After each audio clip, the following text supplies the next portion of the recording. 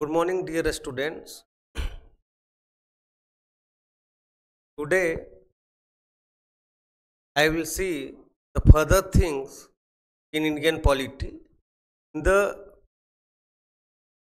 previous class, we have seen the framing of Indian Constitution. हमने देखा कि भारत की संविधान का निर्माण कैसे हुआ, कैसे एक फ्रेमिंग हुआ, एक ढांचा तैयार हुआ और फाइनली 26 जनवरी 1950 को इट वाज इन्फोर्स्ड, पूरे देश पे लागू हो।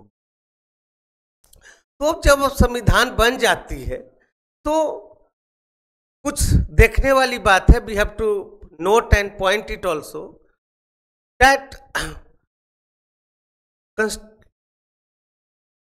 जब कॉन्स्टिट्यूशन बनी,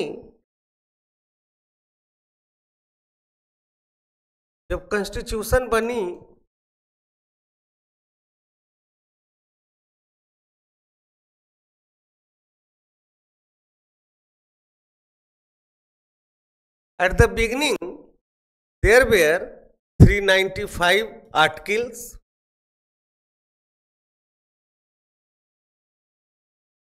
22 parts and 8 schedules. जब at the commencement of the constitution, जब संविधान बनी तो देयर वेयर 395 अनुच्छेद, 395 अनुच्छेद थे, 22 भाग थे, 22 पार्ट थे संविधान के और 8 शेड्यूल्स है। ये अगर पूछा जाए कि एट द बिगिनिंग जब संविधान बनी तो उसमें कितने अनुच्छेद थे, 395, कितने भाग थे, 22, कितने शेड्यूल्स थे, 8। इस तरह से इसको नोट कर लीजिए और याद भी रखिए। But now the present scenario का मैं जब बात करूं, अब का क्या है ये देखा जाए। ये 395 से बढ़ के अब 448 हो गई है, ये 22 से बढ़ के 25 भाग हो गई है और 8 से 12 हो गई है। तो मैं जब संविधान बनी उस समय की बात, शुरुआत की बात में ए थे और अब ए है। बहुत सारे संविधान में संशोधन हुए, कॉन्स्टिट्यूशनल अमेंडमेंट हुए, जहां तक कि अब तक 105 बार संविधान में संशोधन हो चुका है। इसका नतीजा है कि इतने आर्टिकल्स इसमें जुड़ते चले गए, भाग बनाना पड़ गया सरकार को समय के अनुरूप और 8 से 12 अनुसूचियां बन गई।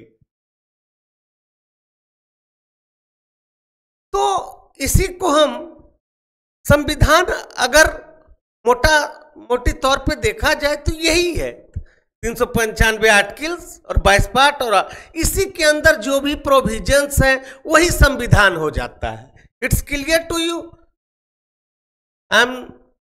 Are you getting the point?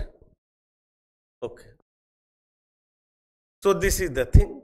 तो हम इसमें जब हम संविधान के आर्टिकल्स आगे भाग पढ़ते जाएंगे तो चीजें क्लियर होती चली जाएगी कि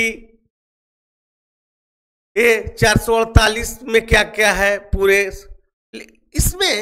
if I am talking about the examination point of view, either it is UPSC और यूपीपीएससी और एनी बीपीएससी और एनी कॉम्पिटिटिव एग्जाम, देन सारे आर्टिकल्स और सारे अनुसूचियां और सारे भाग बहुत ज्यादा इंपॉर्टेंट नहीं है। कुछ चीजें बहुत ज्यादा इंपॉर्टेंट हो जाती है एग्जामिनेशन पॉइंट ऑफ व्यू से। तो हमें पढ़ाई जो करनी है वो एग्जामिनेशन पॉइंट ऑफ व्यू से पढ़नी है। मुझे संविधान पे थीसिस नहीं तैयार करना है। We have to pass the competitive examination, we have to become an IAS IPS और एनी एसडीएम और डीएसपी और एनी थिंग्स।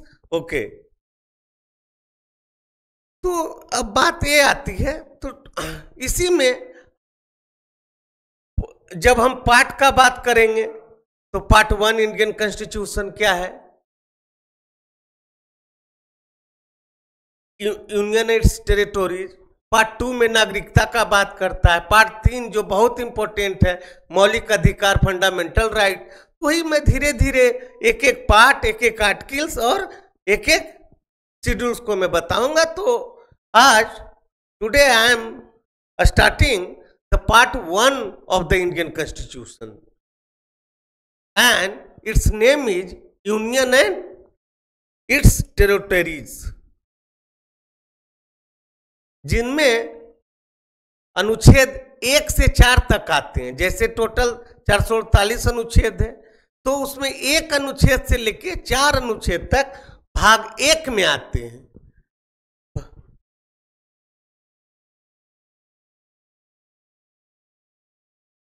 पार्ट 1,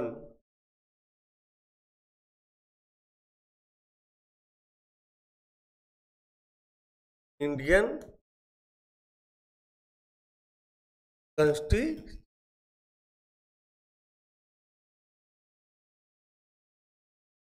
इनमें आर्टिकल अनुच्छेद 1 से 4 तक आते हैं।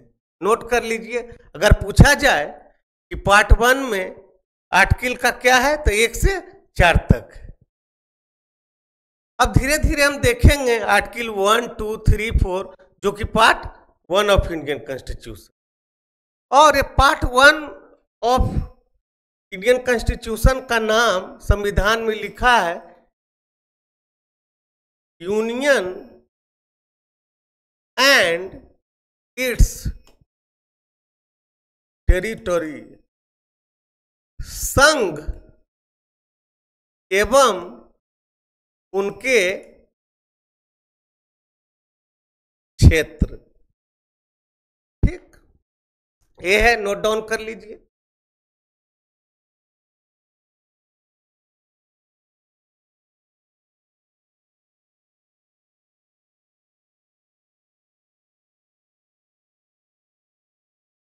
मैंने देखा कि पार्ट 1 में आर्टिकल 1 से 4 तक है, तो जो कि भाग 1 का पार्ट है भारतीय संविधान का।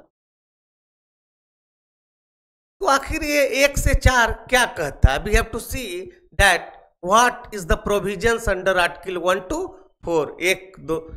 सो आर्टिकल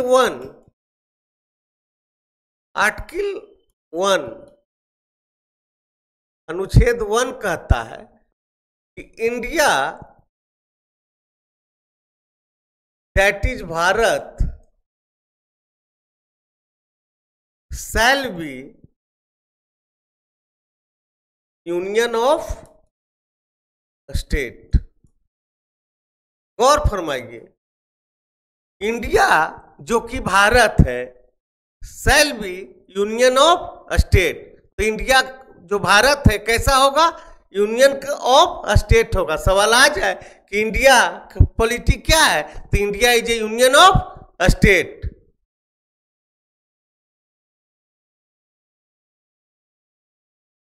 भारत राज्यों का एक संघ होगा, राज्यों का एक संघ होगा।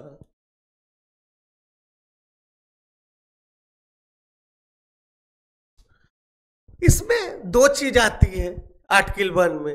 इंडिया और भारत ये नाम शो करता है, क्या नाम, नेम, लेकिन ये पॉलिटी शो करती है कि आखिर व्यवस्था कैसी होगी, वहां राज व्यवस्था कैसा होगा। तो क्या होगा? भारत क्या होगा? यूनियन ऑफ स्टेट होगा, राज्यों का संघ हो जाए।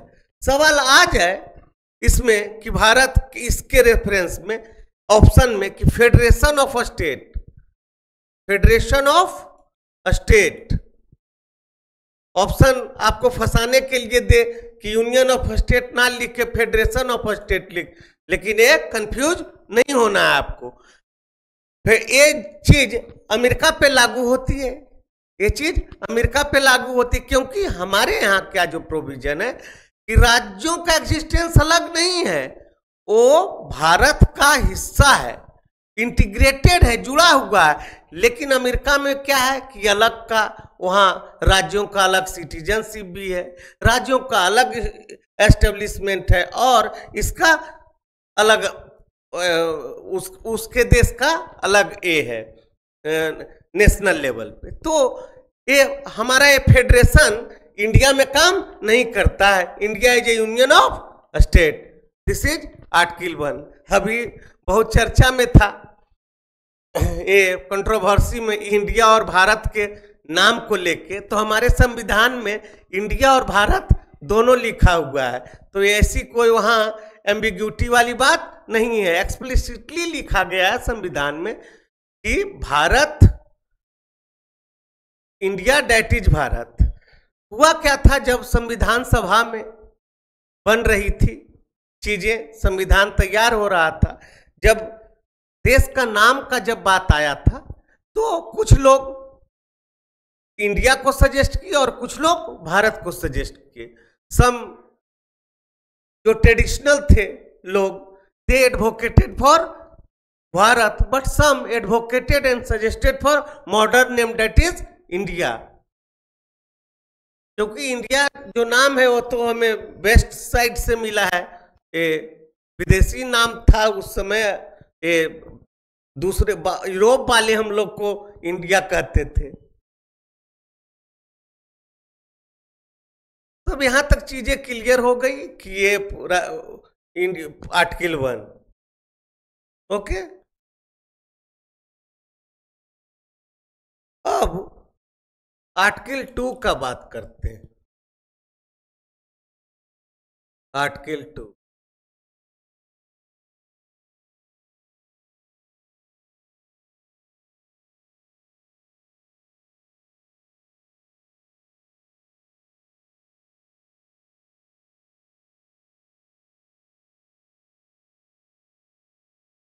आर्टिकल 2 सेज दैट कि एस्टेब्लिशमेंट ऑफ न्यू स्टेट, कि कोई नया स्टेट या टेरिटरी जब कोई क्षेत्र का निर्माण हो नया, तो उसका पावर पार्लियामेंट के पास होगा। ओके, तो ये प्रोविजन की नया स्टेट का निर्माण होना किसके कहां लिखा हुआ है? आर्टिकल 2 में। Article 2 says about establishment of new state. जैसे मान लिया जाए भारत है, अभी 28 राज्य हैं, कोई नया राज्य को सपोज नेपाल को मिलाना चाहे तो एक राज्य, तो ये कहां जाएगा? आर्टिकल 2 में।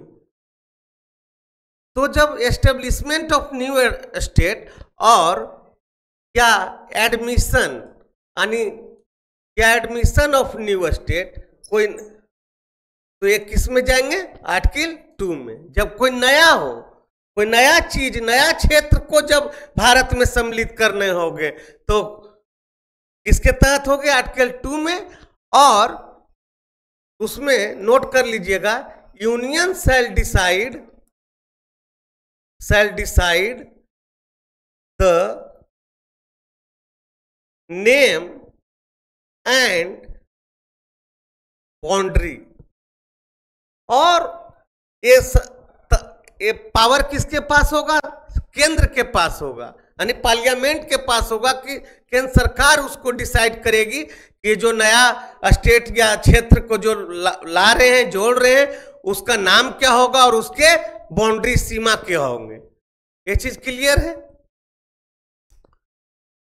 अब आर्टिकल 3 की बात होती है, तो आर्टिकल 2 में जो है नए स्टेट की बात करता है, कोई भी प्रोविजंस जो कि नए स्टेट में हो, कोई नया क्षेत्र के बारे में बात करता है।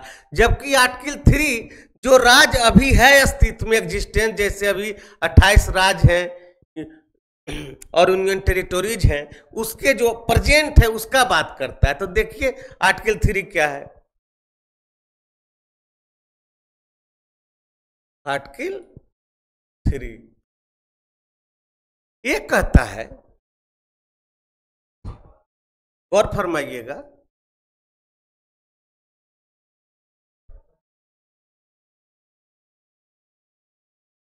एग्जिस्टिंग स्टेट्स के बारे में, कि जो एग्जिस्ट है, नया का बात नहीं, जो है अभी, उसमें अगर उसका बाउंड्री चेंज करना हो, या एक राज्य के दूसरे राज्य से मिलाना हो, या एक राज्य से दूसरे राज्य को अलग करना हो, तो ये किसका, कौन करेगा? पार्लियामेंट करेगी।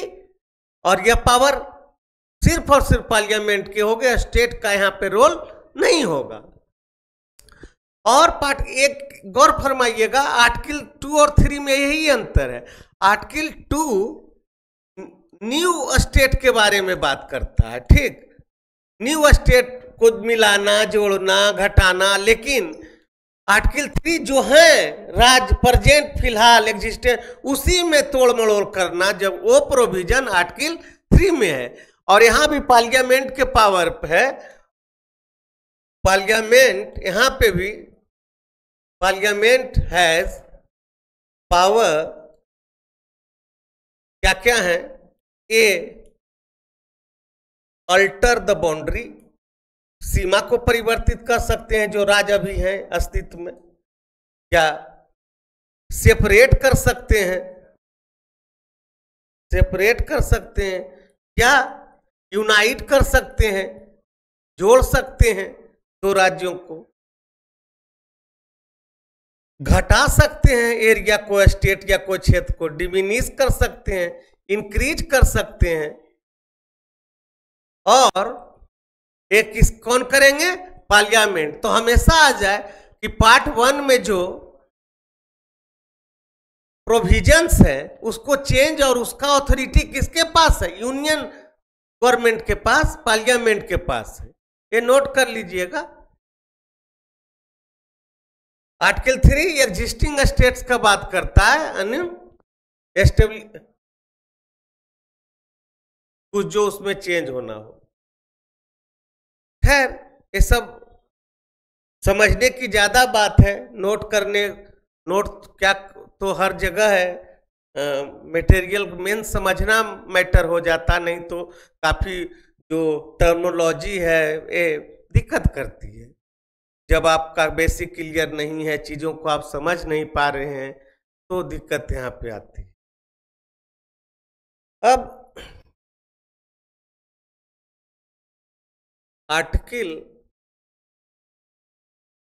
क्या होता है, अनुच्छेद, अनुच्छेद 4 क्या कहता है, समझिएगा। ये जो आर्टिकल 2 और 3 में जो चेंज, नाम चेंज करना हो, एरिया को बदलना हो, ये जो 2 और 3 एग्जिस्टिंग स्टेट्स और आर्टिकल 2 में न्यू स्टेट, ये सब का जो प्रोविजंस होगा वो संविधानिक संशोधन से नहीं होगा। आगे हम लोग पढ़ेंगे संविधान का संशोधन अनुच्छेद 368 से करते हैं, कॉन्स्टिट्यूशनल अमेंडमेंट। संविधान का जो संशोधन करते हैं वो क्या करते हैं और इसके लिए क्या होना चाहिए प्रोविजन, ये आगे हम लोग पढ़ेंगे जब हम लोग पढ़ेंगे पूरा प्रोविजंस वहां पे। लेकिन यहाँ पर बस ये जान लीजिए कि 368 से हम लोग कॉन्स्टिट्यूशन को बदलते हैं।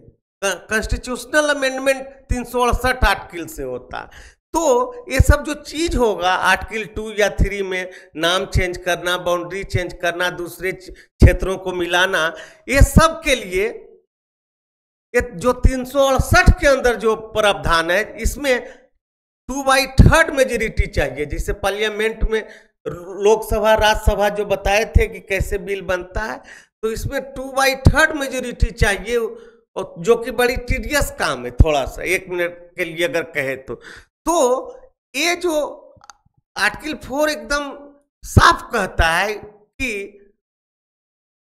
इसमें जो संविधान संशोधन का जो प्रोविजन है 368 वाला, ये 2/3 स्पेशल मेजोरिटी, ये नहीं, इसमें जो पार्लियामेंट जो करेंगे, जो चेंज करेंगे नेम, बाउंड्री, जो आर्टिकल 2 और 3 में मैं बताया, वो सिंपल मेजोरिटी से करेंगे, स्पेशल 2/3 नहीं, सिंपल मेजोरिटी।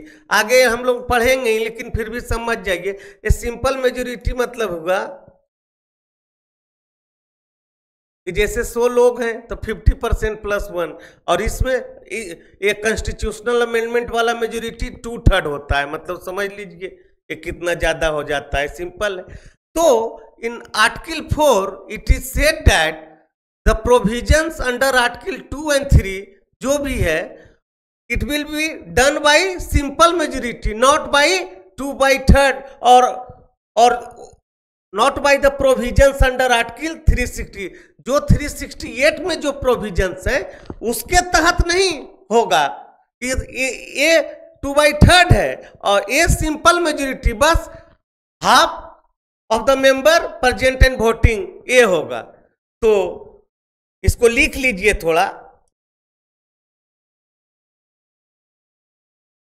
ये आर्टिकल 4 का लिख लीजिए।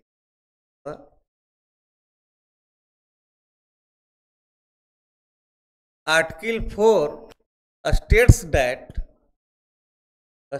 दैट क्या बोलता है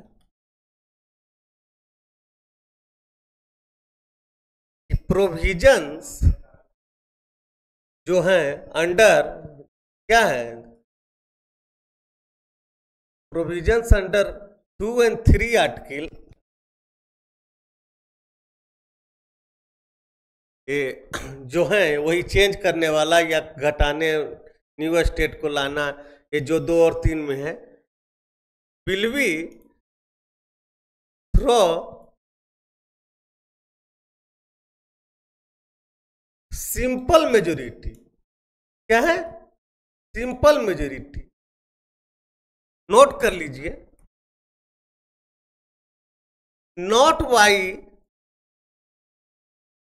आर्टिकल 368 जो कि 2/3 मेजोरिटी चाहिए।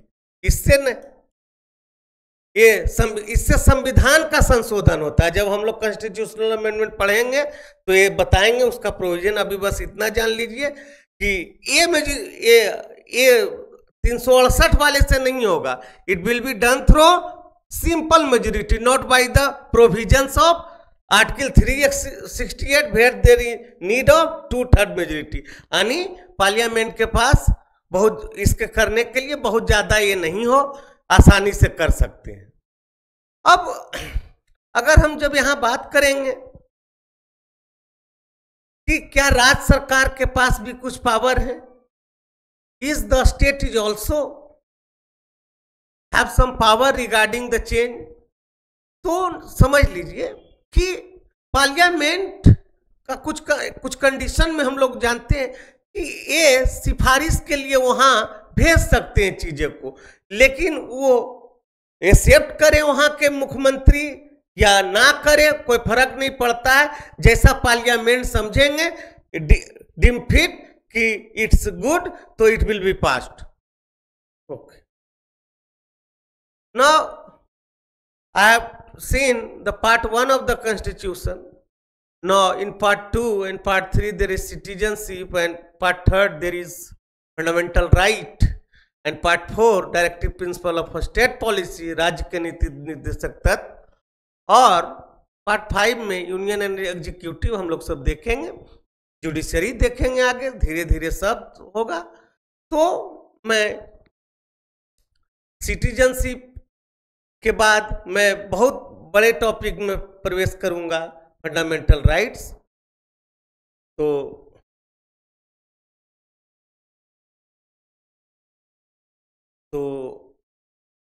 नाउ आई, और हाँ आप लोग चीजें को रिवाइज कीजिए, पढ़िए। यहाँ जो भी आपके पास मटेरियल है, जो भी चीजें हैं, उससे चीजों को पढ़िए, बार बार देखिए, तो और क्लियर होंगे। मैं यहाँ पढ़ाया, फिर आप लोग खुद पढ़िए, उससे और क्लियरिटी होती है। तो और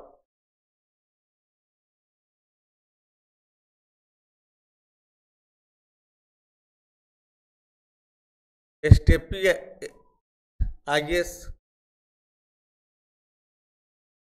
एकेडमी पे मेरा ऑनलाइन ऑफलाइन बैच शुरू होने जा रहा है, तो आप जुड़िए। और ये ऑफलाइन ऑनलाइन दोनों मोड में रहे, बट ये सच्चाई है कि offline is much better, it's give a good zeal good effect पे। तो आज के लिए इतना ही। Thank you.